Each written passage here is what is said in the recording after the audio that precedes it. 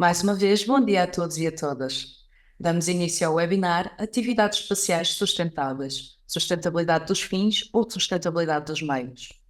Neste webinar será abordada a questão da evolução do uso da informação geoespacial na administração pública e a sua adaptação ao Decreto-Lei nº 20/2024, de 2 de fevereiro, que pretende garantir que as atividades espaciais são sustentáveis, assegurando os benefícios do espaço para as futuras gerações, de acordo com os princípios internacionais aplicáveis, e proteger os interesses políticos e estratégicos da República Portuguesa, assegurando que as atividades espaciais não contendem com os mesmos.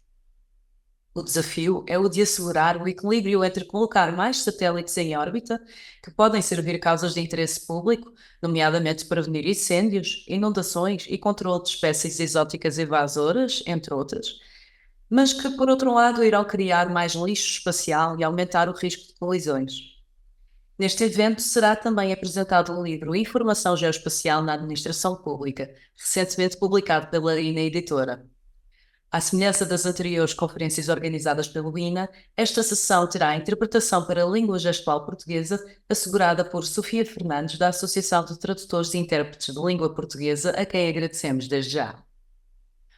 Hoje temos a honra de contar com 5 oradores de renome. São eles Alexandra Aragão, investigadora no Instituto Jurídico da Universidade de Coimbra, integra a equipa de implementação da UC Space, iniciativa interdisciplinar para o espaço da Universidade de Coimbra.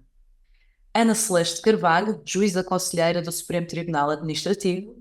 Cidália Fonte, investigadora no INESS, Instituto de Engenharia de Sistemas e Computadores de Coimbra e colaboradora da UC Space.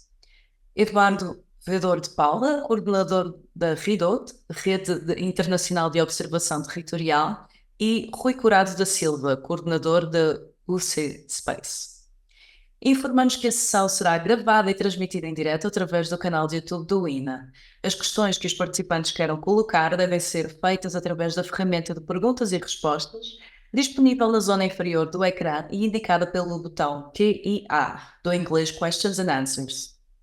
Passo a palavra à Presidente do INA, Luísa Neto. Muito obrigada e boa sessão.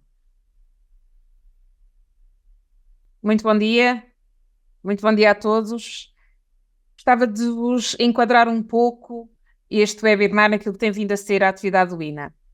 A visão escolhida pelo INA para o seu plano estratégico 2022-2026, mobilizar a administração pública para o conhecimento e mobilizar o conhecimento para a administração pública, é, assim o queremos pelo menos, inspiradora e tem que ser consequente. O INA é um agente de produção, difusão e valorização de conhecimento e, portanto, deve sempre assumir-se como referência para o desenvolvimento da formação. E, nesse sentido, deve integrar-se em redes colaborativas nacionais e internacionais, procurando e reconhecendo parceiros públicos e privados de geometria variável, como forma eficaz de colaboração e de promoção de respostas adequadas e efetivas aos desafios societais. E, portanto, nesse sentido, queremos ir mais longe do que o óbvio.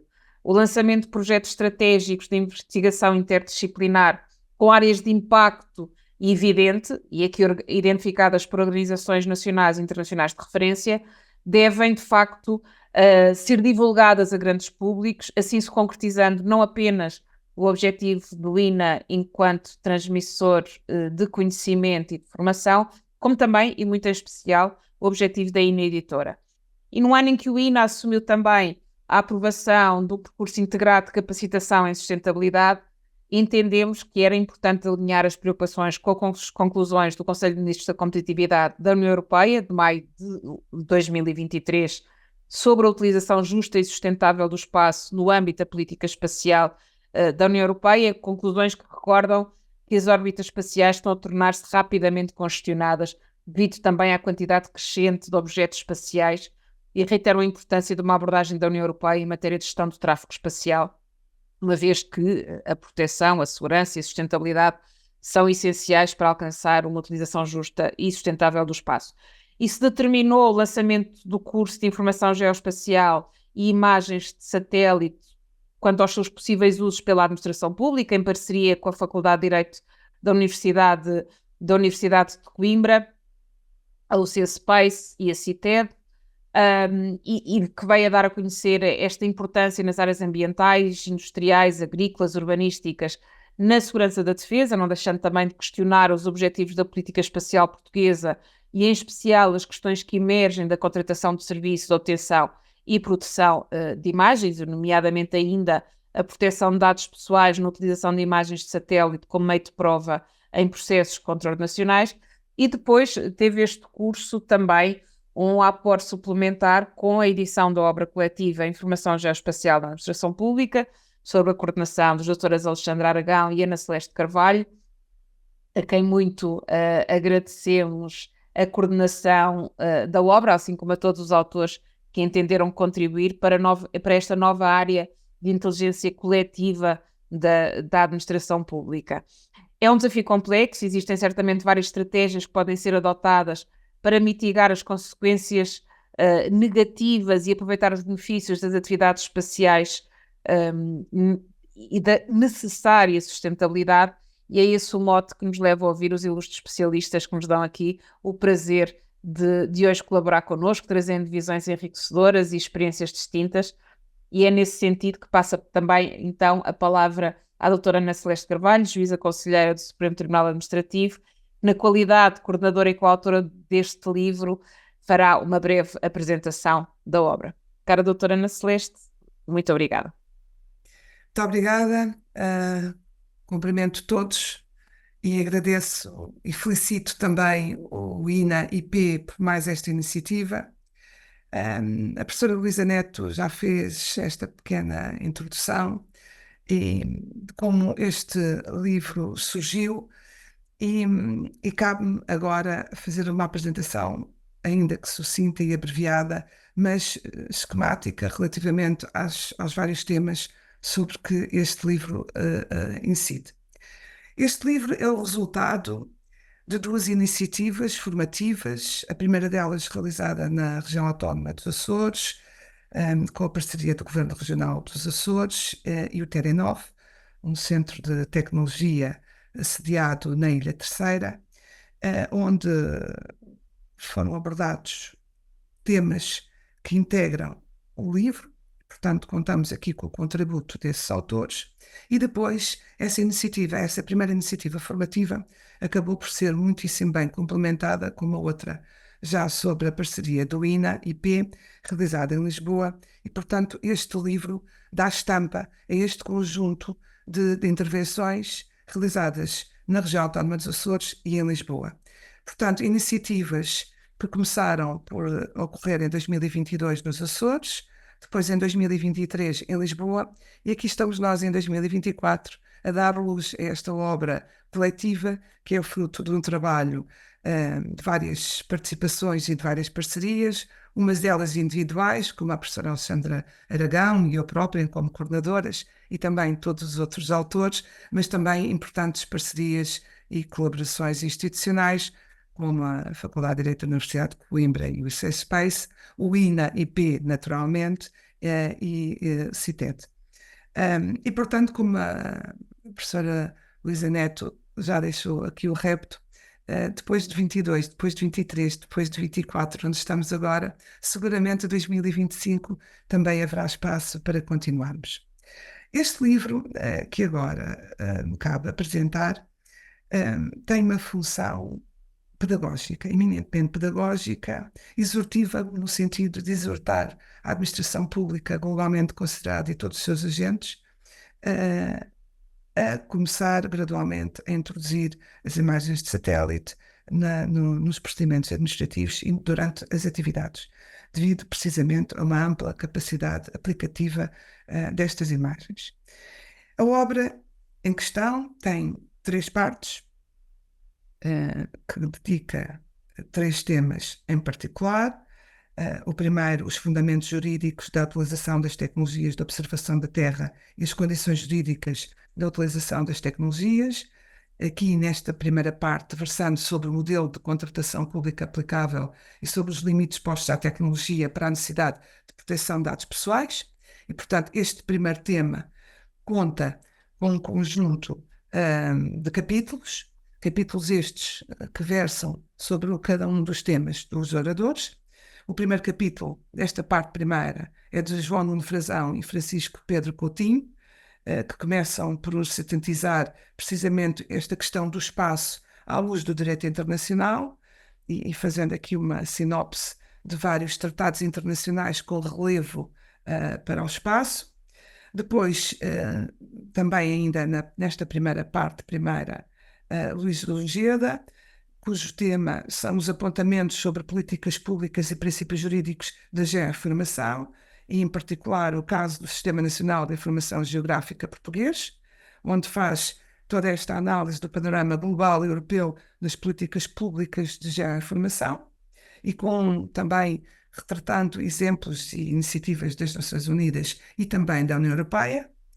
O terceiro capítulo foi aquele que me coube, sobre a utilização administrativa das imagens de satélite e o seu controle judicial, aqui analisando a vertente se esta utilização, quer por parte das autoridades públicas, leia-se administração pública, quer por parte dos tribunais, constitui um dever jurídico, ou antes uma mera possibilidade, que quer a administração, quer os tribunais podem não utilizar, e onde avançamos aqui para a construção de um dever-poder, e, portanto, um poder da administração e um poder dos tribunais que é simultaneamente um dever de utilização, designadamente dever este, quando estas mesmas imagens tenham sido utilizadas pela própria administração pública nos respectivos procedimentos e no desenrolar da sua atividade. Depois, um quarto capítulo, redigido por Magna Coco e Helena Correia Mendonça, cujos temas são as imagens de satélite e dados pessoais, e aqui aborda esta importantíssima temática da conjugação daquilo que é a utilização de imagens públicas com as questões da privacidade e a proteção de dados pessoais, à luz do Regulamento Europeu de Dados Pessoais, uma temática difícil de conciliação, devemos dizê-lo. O quinto e último capítulo desta parte primeira da obra é de Fernando Batista e incide especificamente sobre a contratação e a contratação pública do serviço de obtenção e produção das imagens a entidades empresariais e académicas ou da administração. E, portanto, incide sobre procedimentos pré-contratuais com esta especificidade de contratação de serviços relacionados com a utilização das imagens, matéria esta que é importantíssima para toda a administração pública. E assim termina a primeira parte da obra. Ainda seguem outras duas. A segunda tem como título O Estado da Arte das Tecnologias de Informação Geográfica. E tem uma vertente eminentemente técnica. O primeiro destes capítulos, desta parte segunda, tem como título A Deteção Remota, Conceitos e Aplicações, de António Sousa Franco, e tem aqui um enquadramento técnico para potenciais utilizadores das imagens de satélite, oferecendo aqui princípios básicos da deteção remota, bem como características da imagem de satélite e dos desafios envolvidos para a interpretação e utilização destas informações que eles, satélites, nos fornecem.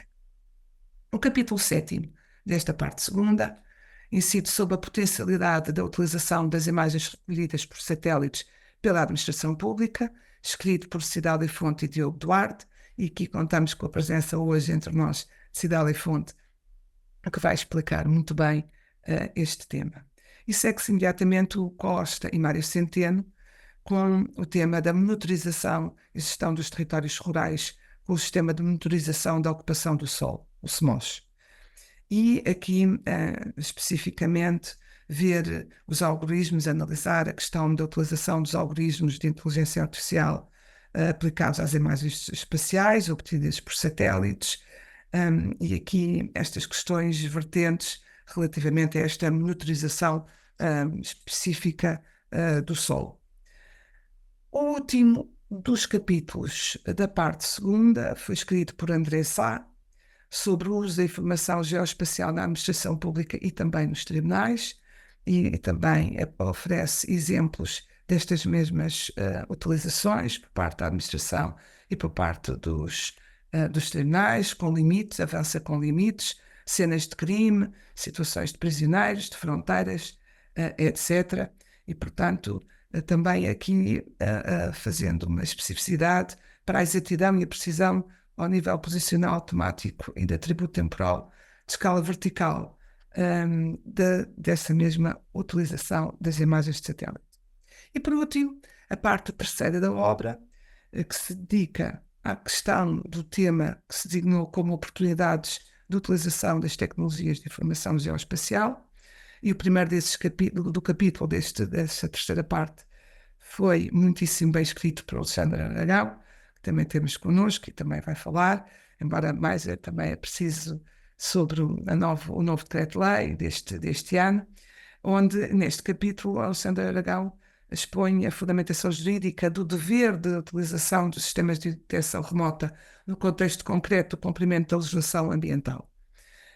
E, portanto, aqui a especificidade das áreas ambientalmente sensíveis, não só urbanas, mas sobretudo também fora do espaço urbano, e aqui a questão da observação da Terra a partir do espaço e também como um tópico sobre a proteção de dados pessoais e também à luz de fundamentos constitucionais, administrativos, europeus e ambientais.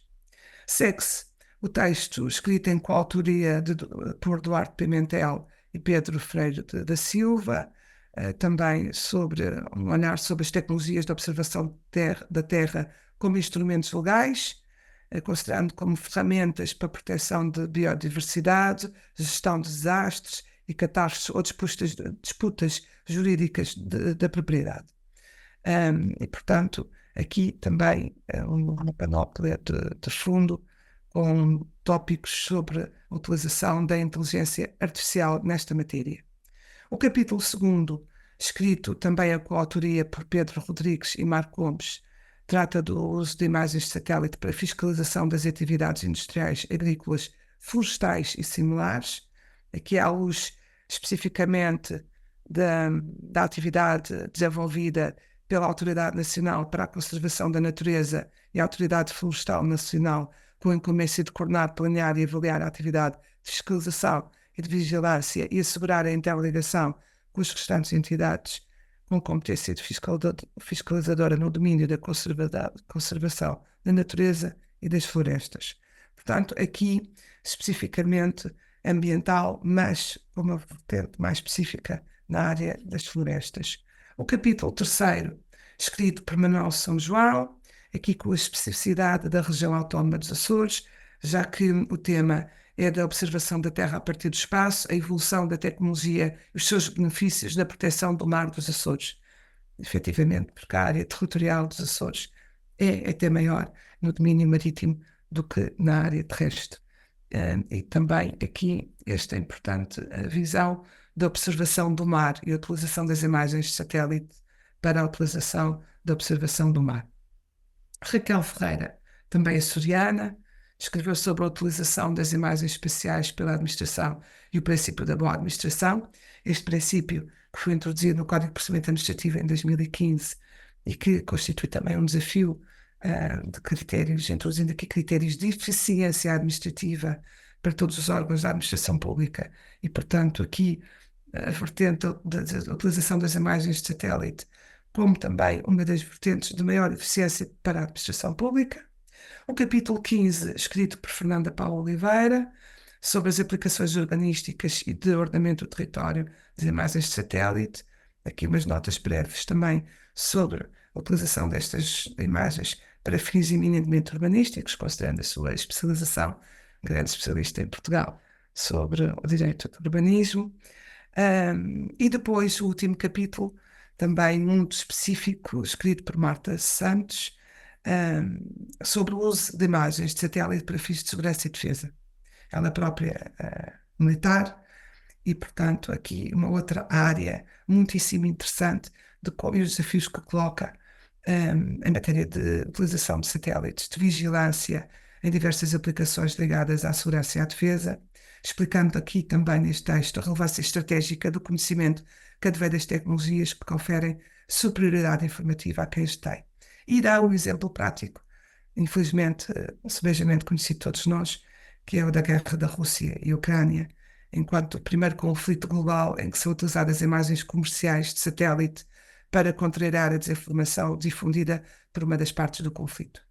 E, portanto, em 16 capítulos, arrumados sistematicamente em 3 partes da obra, pretende-se dar uma visão tão mais completa quanto possível desafiando todos os interessados para este estudo. Também aqui damos um grande passo no sentido da construção de uma nova área de direito administrativo, aqui o direito administrativo da informação geoespacial. Estamos a construir para esta nova área do direito, com importantíssimos contributos, e outros caminhos se seguirão. E o legislador, com certeza, também não quererá ficar atrás, e já com importantes inputs normativos do início deste ano, de 2 de fevereiro, com este novo decreto-lei de 20 de 2024. Portanto, em breves notas esquemáticas, aqui fica. Espero ter gerado o interesse por quem já conhece a obra para a estudar e aprofundar, mas também para aqueles que ainda não conheçam e que a possam adquirir e aplicar em todas as suas atividades profissionais. Bem-aja pela vossa atenção. Muito obrigada. Doutora Cidália Fonte, pode agora começar a sua intervenção. Passa a palavra. Ora, muito bom dia a todos. Portanto, eu sou coautora do capítulo 7, que tem como objetivo apresentar as potencialidades de utilização de imagens recolhidas por satélites para a administração pública. Eu sou professora na Universidade de Coimbra, na área de Engenharia Geoespacial, e sou investigadora do INES Coimbra. Portanto, o artigo foi escrito em coautoria com um investigador do INES Coimbra, Diogo Duarte. Ora bem, o objetivo deste capítulo foi, no fundo, apresentar, quando nós falamos de imagens de satélites, temos uma grande diversidade de imagens com características muito diferentes,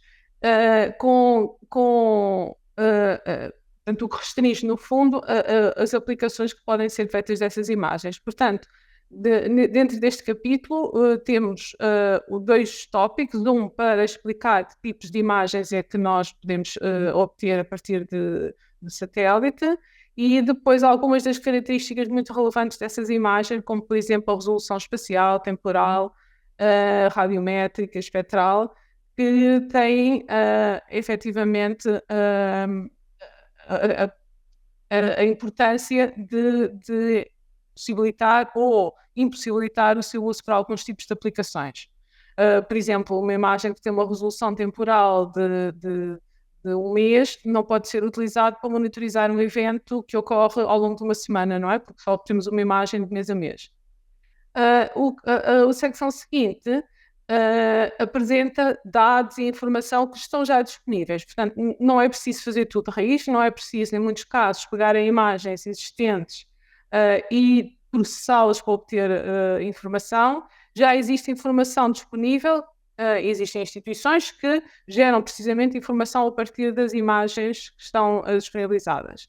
E, portanto, existe essa capacidade de instituições portuguesas, nomeadamente a Direção-Geral do Território, e também de programas internacionais como o Programa Copérnicos, e existe muita informação disponível. É preciso analisar se as características da informação que é disponibilizada, muita delas sem custos, é adequada para os fins. Na secção 5 é feita uma explicação sucinta de como é que são os processos para extrair informação automaticamente a partir de imagens de satélite. Portanto, há vários passos, nomeadamente o pré-processamento das imagens, para fazer correções das imagens, depois o realce, transformações, classificação, que normalmente é feito com métodos automáticos e métodos baseados em inteligência artificial, e depois a avaliação dos resultados obtidos, ou seja, a avaliação do produto ou da informação que foi obtida a partir das imagens com esse processo. Este passo é um passo fundamental porque, aplicando qualquer processo de classificação, nós temos sempre um resultado. A questão é se o resultado é suficientemente exato para poder ser aplicado em determinadas aplicações, em determinadas circunstâncias, não é? Portanto, o passo da avaliação da qualidade da informação é um passo importante. Depois damos alguns exemplos. Na secção 6, temos exemplos de informação obtida a partir de imagens de satélites em áreas como, por exemplo, a monitorização de plantas invasoras, a detecção de algas nocivas no oceano, a detecção de alterações da ocupação e uso do solo, e identificação, por exemplo, de imagens inundadas, de zonas inundadas com imagens radar, e detecção de formação em estruturas, que é um aspecto muito específico que também utiliza dados radar.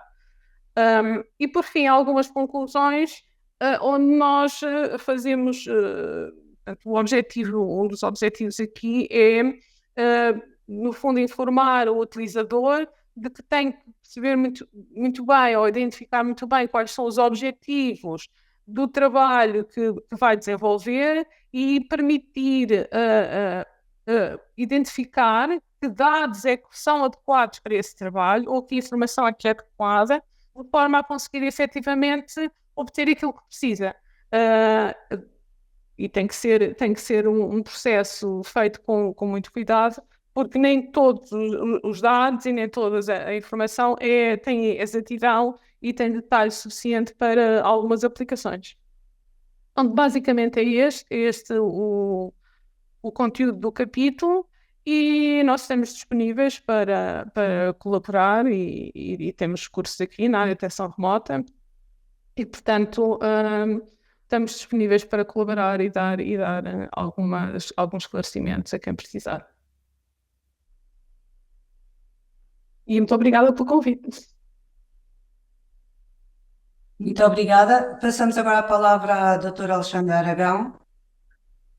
Muito obrigada, antes de mais, a todos os participantes que se inscreveram ou que estão a acompanhar pelo YouTube, e um agradecimento também ao INA, que tem este papel de difusão da ciência, este papel de contribuir para melhorar o desempenho da administração pública portuguesa através de iniciativas como esta de apoio à divulgação de eventos científicos, à divulgação de publicações científicas, da responsabilidade também do INA enquanto entidade em Portugal que mais tem contribuído para esse desenvolvimento das competências da administração pública e a capacitação da administração pública para responder aos desafios do século XXI. Eu vou fazer um ponto da situação relativamente ao setor espacial, porque o livro que foi aqui bem apresentado pela doutora Ana Celeste Carvalho e pela doutora Cidália Fonte é uma obra que se foca sobretudo na utilização do hardware que já está em órbita, que já está a observar a Terra. Portanto, há um dever, como foi aqui explicado, de utilizar esse equipamento de observação da Terra a partir do espaço, uma obrigação de maximizar o uso dos equipamentos disponibilizados pelo programa Copérnicos, nomeadamente o satélite Sentinel-2, que nos dá imagens de alta resolução e com uma frequência relativamente grande de observação do nosso país e não só, da Terra a partir do espaço. Portanto, não podemos, nos tempos que correm, com os desafios que nós temos, dar-nos ao luxo de não utilizar essas imagens e não melhorar e aperfeiçoar assim o desempenho das funções da administração pública em Portugal. Mas aquilo em que eu me vou focar será num segundo momento, é que esta atividade de utilização do espaço para diferentes atividades no setor espacial, seja a manufatura, seja a exploração do espaço extra-atmosférico ou aquilo que nos interessa mais, a observação da Terra a partir do espaço, é uma atividade económica altamente apetecível e uma atividade económica que neste momento já não está só nas mãos de entidades públicas, tem vindo também a ser desenvolvida cada vez mais por entidades privadas.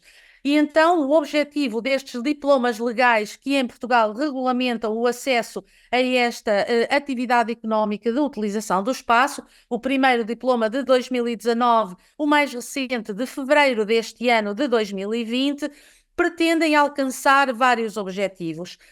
Vou-me focar essencialmente no Decreto-Lei 20 de 2024, que é o diploma que vem atualizar a legislação em vigor e que visa, por um lado, simplificar o acesso a estas atividades administrativas. É natural, estamos num tempo em que a administração pública tem que ser ágil, tem que responder aos interesses dos investidores e dos operadores económicos que querem desenvolver atividades meritórias de investimento no espaço para beneficiar não só o nosso país, mas toda a humanidade. Então, essa simplificação ocorre de diferentes formas. Estou-me a focar essencialmente no diploma agora de 2024, uma através da utilização de um ponto único de contacto, que é a Agência Espacial Portuguesa, portanto, respeitando o princípio do One Stop Stop. Por outro lado, simplificam também pela utilização de diferentes tipos de licenças.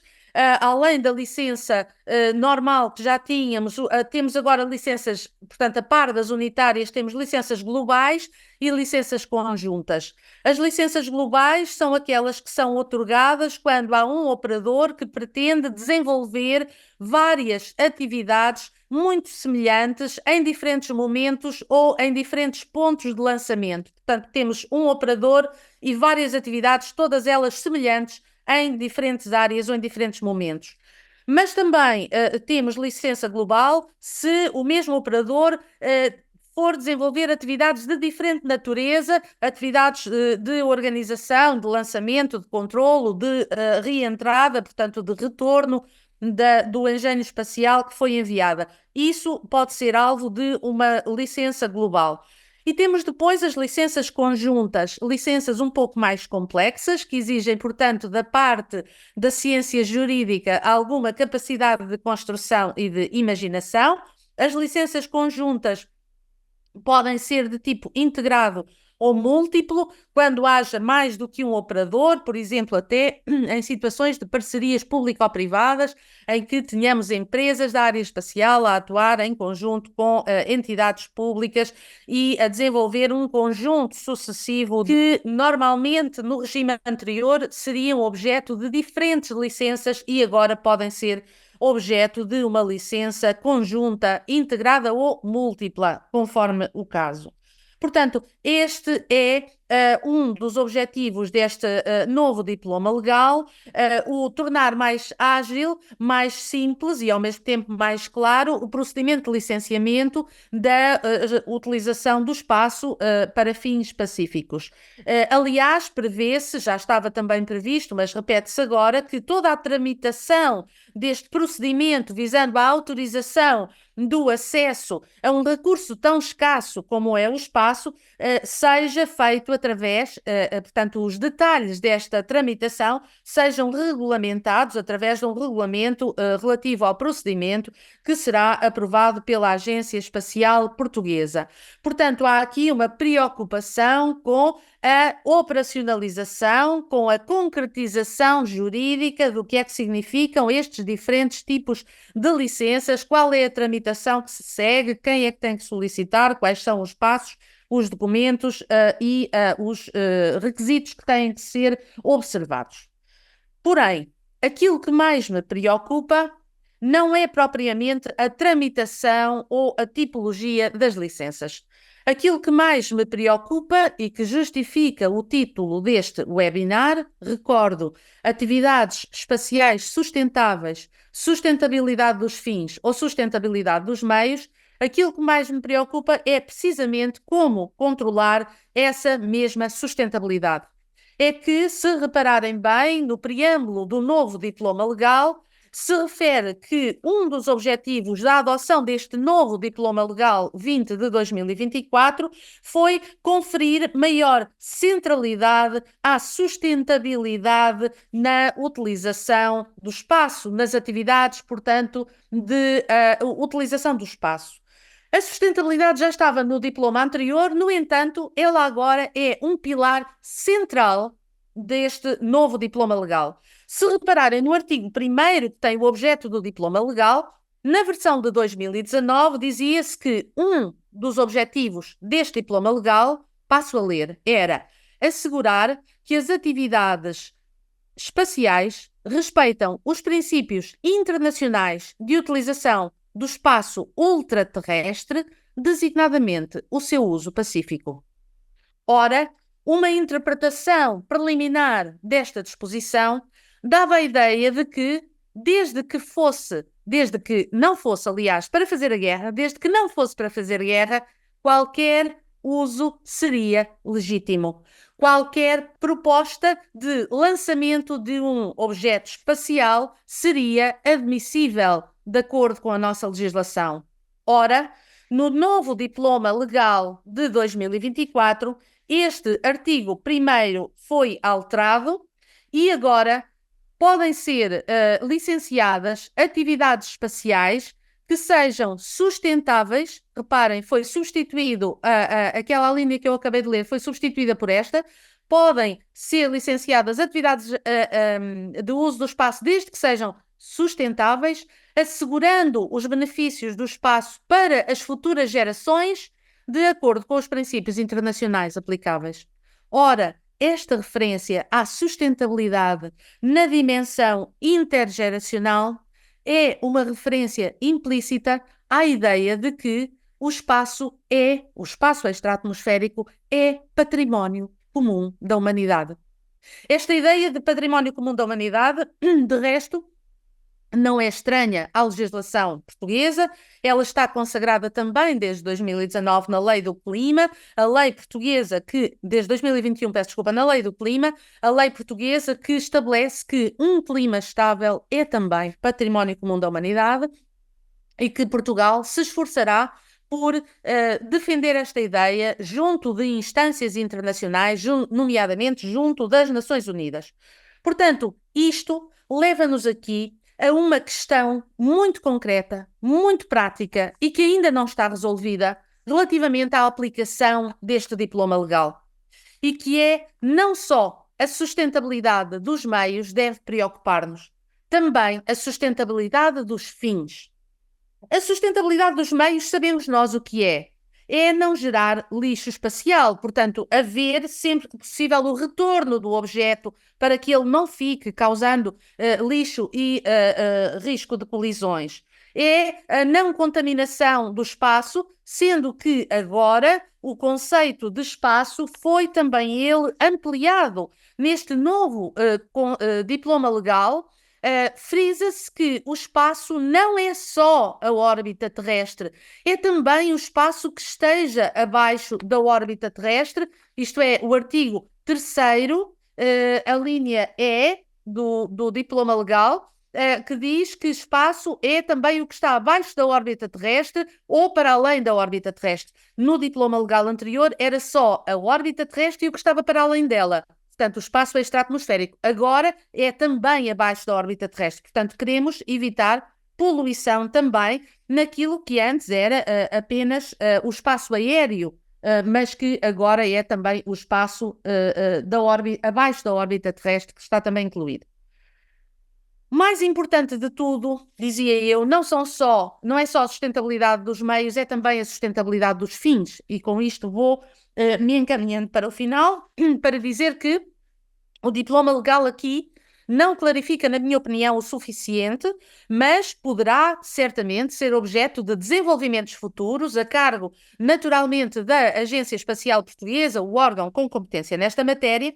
Não é suficiente porque, se virem o artigo 7º do diploma legal, onde estabelecem as condições de atribuição de licenças de utilização do espaço, vejam, as condições são meramente formais, desde que o requerente tenha capacidade técnica, é a linha A, desde que a operação acautele danos na superfície da Terra ou no espaço aéreo ou no espaço ultraterrestre, desde que a operação garanta a minimização dos detritos espaciais, desde que a operação seja compatível com normas de segurança pública, desde que não ponha em risco a segurança interna e os interesses estratégicos de Portugal, desde que detenha todos os títulos necessários à operação do ponto de vista administrativo, desde que o requerente tenha contratado um seguro obrigatório, pode ser autorizado a enviar um engenho espacial, seja para que fins for.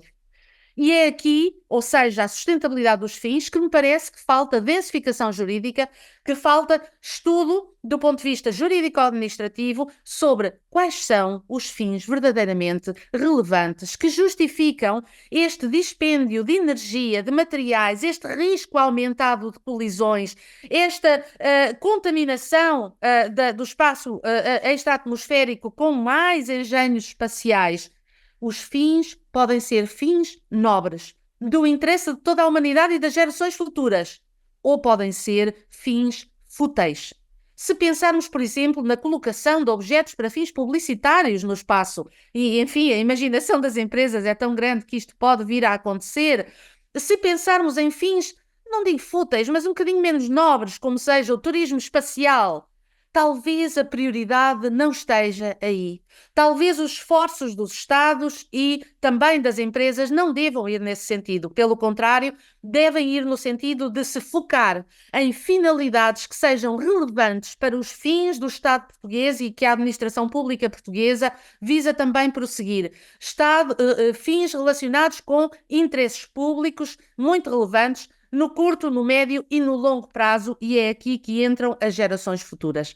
Para já fico por aqui, aguardo as questões que sejam colocadas e para já colocava eu mesma uma questão ao colega Rui Curado da Silva, que está aqui em nome da UC Space, para que ele fale sobre o papel da Academia no cumprimento destes objetivos do direito espacial. Obrigado, Alexandra. Sim, antes de responder diretamente a essa questão, eu queria dizer muito claramente que a Academia esse ecossistema espacial tem aqui um papel claramente de componente criativa, de produção de conhecimento, que é fundamental para responder aos problemas que são colocados pela sociedade e encontrar uma solução, quer uma solução para fins científicos, quer para fazer serviço público. Em relação às atividades, em relação às atividades espaciais sustentáveis em concreto, aqui a Academia tem um papel semelhante, mas aqui para encontrar soluções para que essa sustentabilidade seja efetiva, quer em toda a fase de produção dos veículos e de colocação no espaço, um, portanto, tendo uma ação muito ativa na escolha dos materiais, dos combustíveis, dos métodos que são utilizados, quer também depois, quando as missões já estão a voar, ter uma preocupação com o que vai acontecer no final da missão.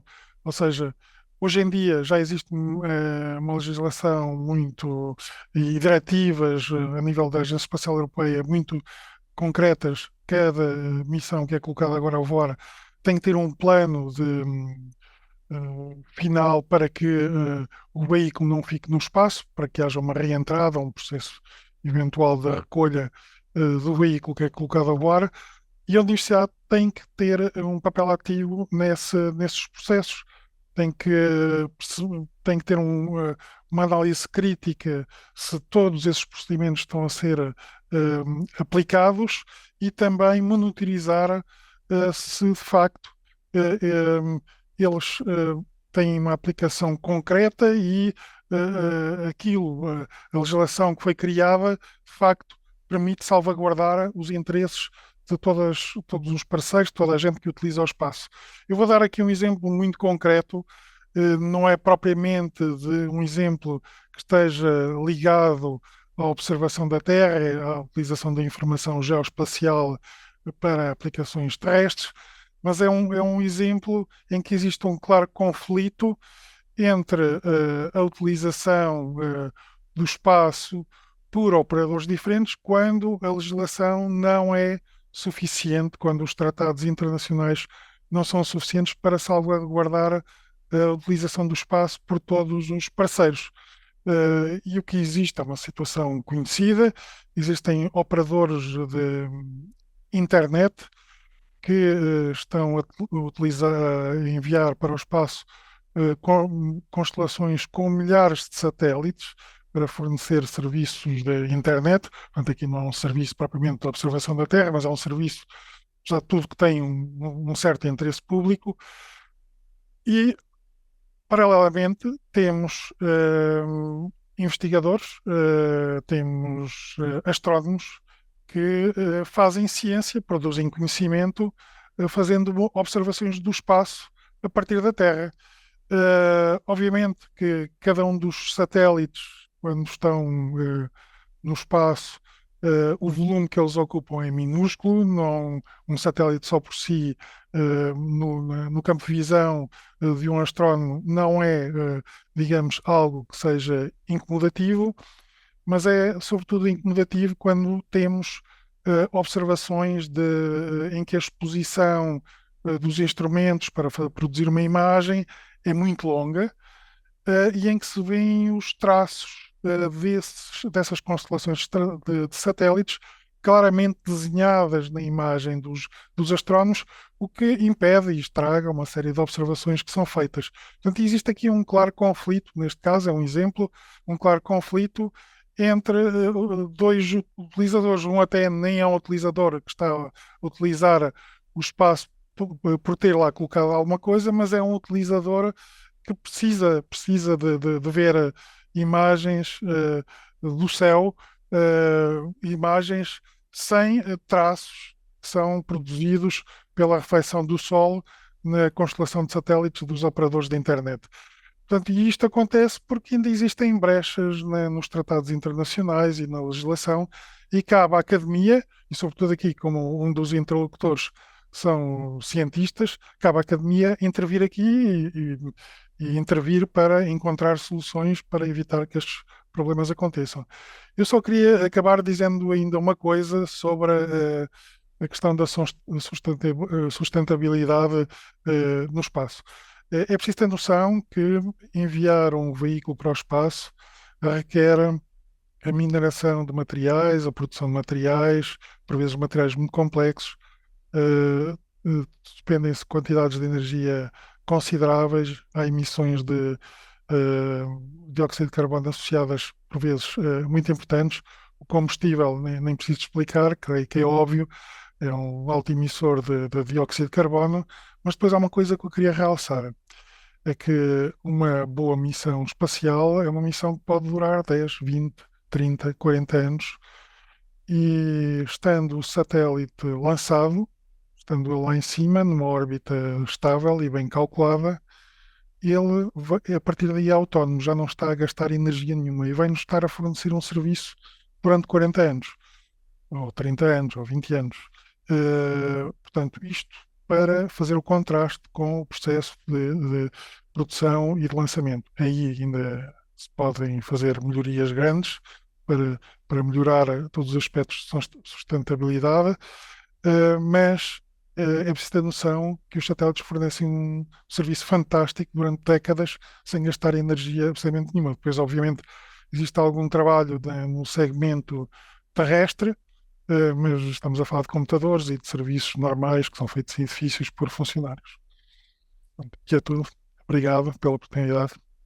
Muito obrigada pela intervenção. Passamos agora a palavra ao Dr. Eduardo, diretor de Paula. Por favor. Obrigada. Olá, bom dia. Quero primeiramente agradecer à professora doutora Alexandra Aragão pelo gentil convite e por nos oportunizar essa breve fala sobre a RIDOT, que é a Rede Ibero-Americana de Observação Territorial.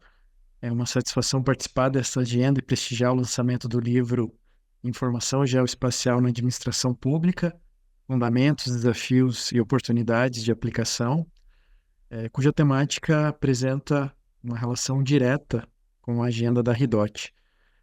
Nossa rede completou 17 anos, tendo sido fundada a partir de uma colaboração entre os professores Ángel Macíris, da Colômbia, e Joaquim Parinos, da Espanha. Desde então, temos organizado os nossos encontros bianuais. O último foi em Curitiba, minha cidade, e sob a coordenação do nosso grupo de pesquisa. Na ocasião, nós tivemos 250 participantes e 100 trabalhos apresentados. Hoje, a rede conta com 11 países, sendo que o grupo de pesquisa aqui de Coimbra recém se filiou, e atualmente a coordenação do Nó Ibérico está com a professora Margarida Queiroz, da Universidade de Lisboa, portanto aqui em Portugal.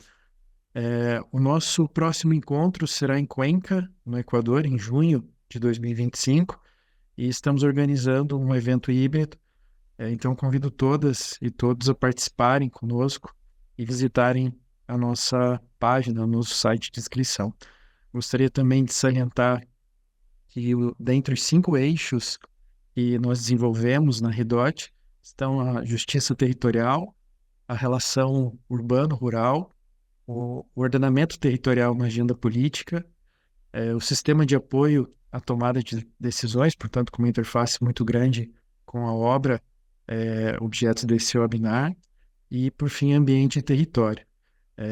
A interface é com todos os eixos, mas em especial, né, com esses 3 últimos, considerando que hoje a principal fonte de dados ambientais e territoriais do planeta é decorrente de sensoriamento remoto. E também a gente já foi mencionado aqui que os custos para obtenção dessas imagens são menores, cada vez mais acessível, e uma qualidade, seja em resolução espacial, resolução radiométrica, cada vez maior. E vale também comentar a autonomia na obtenção de dados via sensoriamento remoto que os drones têm nos dado recentemente também, né? Então, portanto, se mostra impossível monitorar a complexidade dos processos territoriais e ou ambientais em um cenário de mudança climática sem o uso dessas geotecnologias. Então, por fim, eu deixo registrado em nome da REDOT as nossas felicitações às autoras aqui representadas, né, pela doutora Ana Celeste, doutora Cidália Fonte, também a doutora Alexandra Aragão, que representam todos os autores desse importante livro. Muito obrigado. Muito obrigada. Chegamos agora ao momento das questões. As questões foram colocadas através do Q&A aqui no chat e eu vou passar a ler em voz alta as questões e dar a palavra a quem quiser responder, ou eu própria, se for o caso, também responder. A primeira questão foi colocada por Sérgio Barros e tem a ver com as licenças. Quer saber este participante se essas licenças, se esse regulamento relativo às licenças já está disponível. E a resposta a esta questão eu dou já porque é simples. Sim, é o Regulamento 697 de 2019, que foi publicado em 5 de setembro de 2019, mas que terá certamente que ser revisto em função das novas categorias de licenças que temos agora. A segunda questão vem-nos de Edgar Fernandes e a questão é: como se está a verificar nos dias de hoje, a utilização de satélites, infelizmente, tem contribuído mais para os esforços da guerra de grandes potências militares do que para a sustentabilidade ambiental. E a pergunta é: será que a introdução do conceito de sustentabilidade na nossa legislação pode inverter esta tendência? Dava a palavra a quem quisesse intervir a este propósito. Eu posso intervir. Eu posso dizer muito claramente que a utilização de satélites não tem contribuído mais, é aqui o mais que não está bem, para os esforços de guerra. Não, os esforços de guerra, felizmente, uma das coisas que o espaço impede é a sua utilização com eficiência na guerra. Quando muito é utilizado para fazer observação e para enviar e distribuir informação, mas pouco mais do que isso. E, apesar de tudo, o espaço tem sido muito mais utilizado para fazer trabalho na área do ambiente, da observação da Terra. Isso não há comparação possível. Portanto, há uma decalagem muito grande entre a aplicação positiva do espaço e essas aplicações da guerra. Mas só queria dar aqui um exemplo muito rápido e engraçado, é que eu sou contra esse tipo de aplicações, não haja dúvidas nenhumas, mas, por exemplo, algumas descobertas que foram feitas nas áreas científicas até foram feitas com satélites militares, que estavam equipados com instrumentos que dão para, quer para a aplicação militar, quer para a aplicação civil.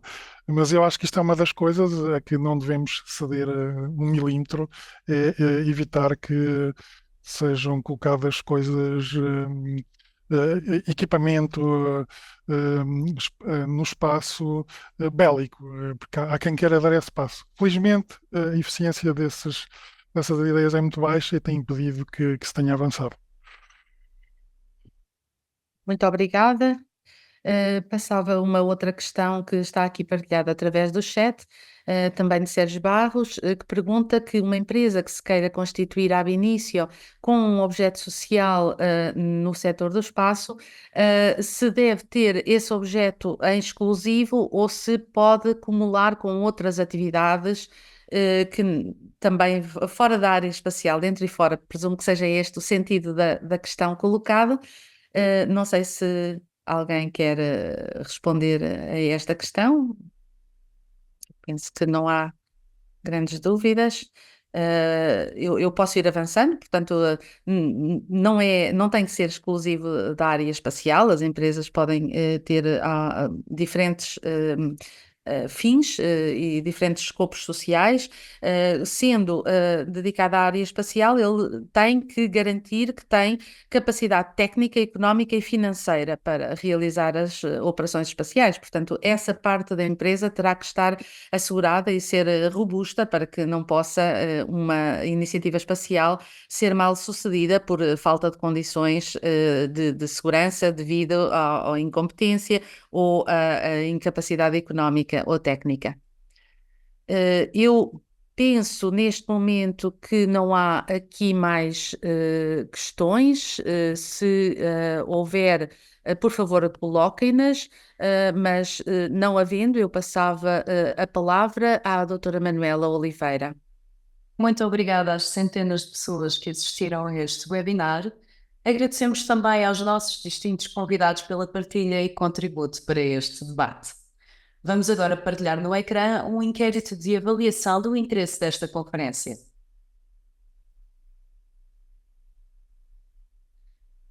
O programa de formação do INA para 2024 inclui cursos de curta e de longa duração destinados aos trabalhadores da administração pública. Conheça a nossa oferta formativa em ina.pt. Destacamos em particular os próximos cursos relacionados com as temáticas da sustentabilidade que terão lugar no próximo trimestre, nomeadamente Liderança para a Sustentabilidade, que ocorrerá de 11 a 20 de novembro, e Simplex Ambiental, Avaliação de Impacto Ambiental, Licenciamento Ambiental, Resíduos e outras matérias, que terá lugar entre os dias 11 e 13 de dezembro. Poderá encontrar os links para obter mais informações e efetuar a sua inscrição nestes cursos na janela do chat. Se deseja aprofundar os seus conhecimentos sobre estas temáticas, aconselhamos a leitura da obra apresentada neste webinar, Informação Geoespacial na Administração Pública, Ferramentas, Desafios e Oportunidades de Aplicação, que se encontra disponível para aquisição na loja online da INA Editora, através do link que disponibilizamos no chat, e que se encontra também disponível para consulta na Biblioteca do INA em Lisboa. Acompanhe todas as novidades e iniciativas do INA nas redes sociais, Facebook, LinkedIn, Twitter e Instagram, e também no site oficial do INA, disponível em ina.pt. Mais uma vez, muito obrigada a todos e a todas que nos acompanharam ao longo deste debate. Boa tarde.